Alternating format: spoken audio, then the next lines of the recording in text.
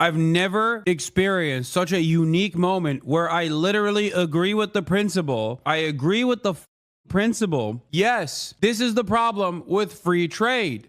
Yes, you get it. That's great. I'm glad you get this issue, okay? This is a major hurdle that we've cleared. But when you don't have a robust, competitive manufacturing base that was set up prior to these actions, then you just did trade protectionism for manufacturing that doesn't exist. What the f? As I said before, it's like you want to build a shed, and a part of that is using a hammer and a saw and screws and nails, right? Trump did not go and grab the materials necessary. He didn't get the wood necessary to build the shed. There's a shed that exists already. Instead of improving the shed, he just broke it. Yeah, breaking parts of the shed is a necessity for the improvement, but you didn't get the materials. You didn't get the rest of the materials to rebuild it. Now all you've done is just break the shed, bro. Have you ever used a power tool? I have. And in general, I think the answer to that is no. And what's a 401k? Yeah, exactly, right? And I think this is what's happening to a lot of these people, is that people see society and they see, you know what it's like? I don't really like using a lot of like movie comparisons because it's like it's a movie, but like it's like the end of Fight Club, right? Where like everybody, all the banks get destroyed and everything is, all the debt is wiped out, all the credit's wiped out, everything's wiped out. The idea that, and why was that so popular among young men? Even then it was.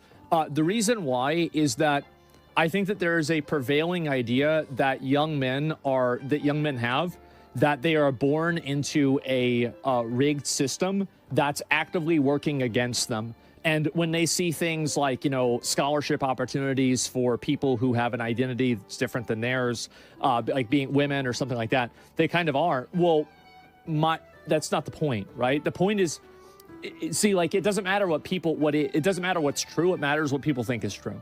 And so this is what people think is true. And so, yeah, globalists hate us. Exactly. I hate that he says the quiet part out loud so much. He's like, narrative is more important than the truth. Also, yeah, bro did not watch Fight Club, or if he did, he did not understand the point. Who takes advice from this guy? Tens of thousands of people. He commands the attention of 50,000 of the sweatiest dudes you've ever met, your coworkers. He absolutely is like, he is the Joe Rogan, or fills the Joe Rogan void. He fills the Joe Rogan void of like guys who are too nerdy for BJJ, and cops, apparently. Coworkers and cops.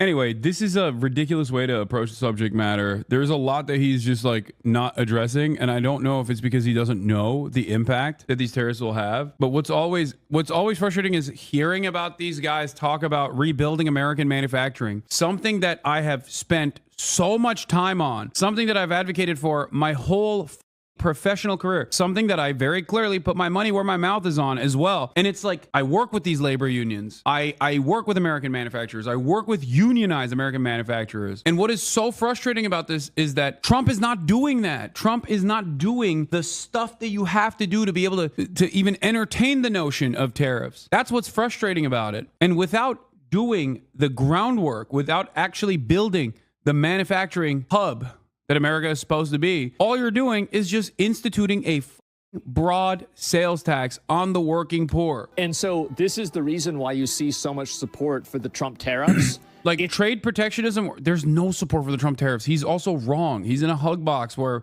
he thinks that there's like broad support for the Trump tariffs. There's no broad support for the Trump tariffs. There's not even broad support from the Republican Party for the Trump tariffs. They are kind of terrified of Donald Trump, so they don't want to speak out of turn. But even then, they're still like kind of going, Mr. President, what are you doing? You really f***ed us up here. Please, Mr. President, don't kill us. What are you doing? Trade protectionism works if there's something to protect. Trade protectionism without actual trade on the domestic front is nothing. It's just a broad sales tax that you implemented. It is interesting seeing him have the same confidence when describing these issues, though, as he does like when he's talking about, like, I don't know, transmog competitions or whatever. And that is probably a part of where this appeal comes from, where People want to hear from someone who is confident, and it makes them feel good, like he knows what he's talking about. And I think in that process, especially because it's directionally along the Trump regime, people are desperate, kind of like how liberals would go to I don't know, like a David Pacman in the Kamala Harris campaign, to hear things about how good it actually was, how good the campaign was. I think that is what he's doing. That's the role he's playing for a lot of Republicans. The role I think ASMONGOLD's playing right now is person that will confirm the biases that you have, a person that will tell you like, no, Trump is actually based. He's doing this for good reason, and everyone likes it actually. And it leads people to entertain these delusions. It leads people down this very weird path where they're so biased that they can't see the world outside of their own implicit biases. And it's ironic because people say that about me all the time, but I spend a good deal of my commentary looking directly at what the right wing is saying, and also have an antagonistic relationship with the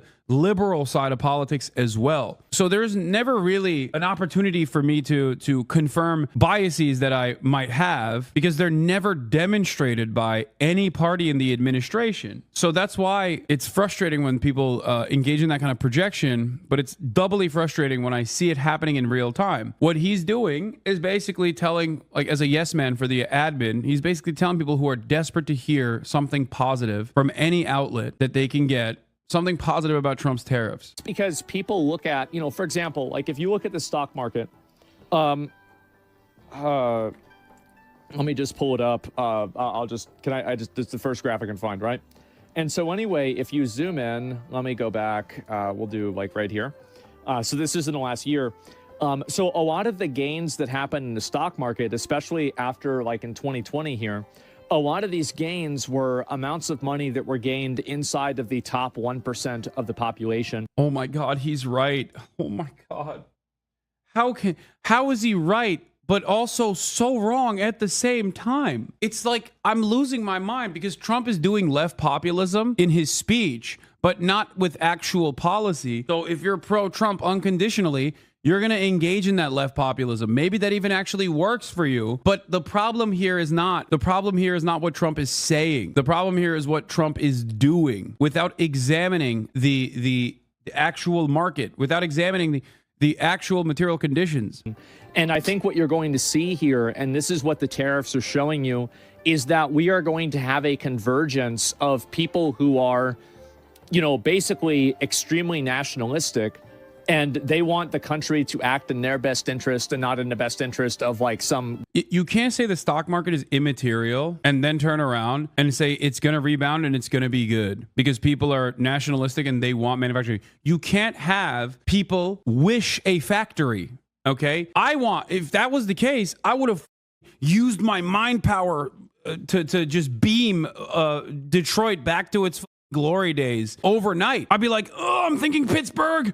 Okay, steel industry, it's back. Oh, boom. All of a sudden, factories everywhere. Like, that's not how it works. You need to build it, man. Like, it's just funny because what are they doing? The secret.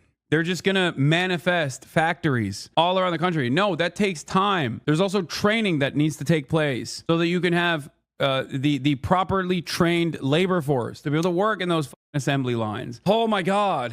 You need to train people to even build the factories too. Jesus Christ. I don't understand what you're saying. What I'm saying is we do not have the manufacturing base as it stands currently, and the time that it would take to rebuild an even competitive manufacturing base in this country would be at least a decade if, and that's a big if, we got our shit together. Let's continue. Global, international company. And you're going to see that happen. And you're going to see a convergence of that with like extreme left, like economic policy. And we're already seeing this happening. And so this is the reason why they don't care about the stock market. It's because the stock market represents a bunch of rich people that control everything, who these people look at. Dog, the stock market is irrelevant in this conversation. I mean, it sucks for boomers. It sucks for working class people who are losing their 401ks. But the stock market is negligible in comparison to what is yet to come. Massive price increases, a cost of affordability crisis, a cost of living crisis, paired up with a recession and mass layoffs. that spiral completely out of control. Yeah, Trump demands are like trying to build on quicksand. Exactly. So why the would a young guy who doesn't have any stocks and they feel like they, you know, this is like if you're a young man, it's hard for you to get a job. There are, you know, systematic ways that you're disenfranchised or denied opportunities. And on like the culture, you know, it seems like it's okay to make fun of young men and other things that are similar to that. No stocks, exactly. They want revenge. Yes, exactly. Russ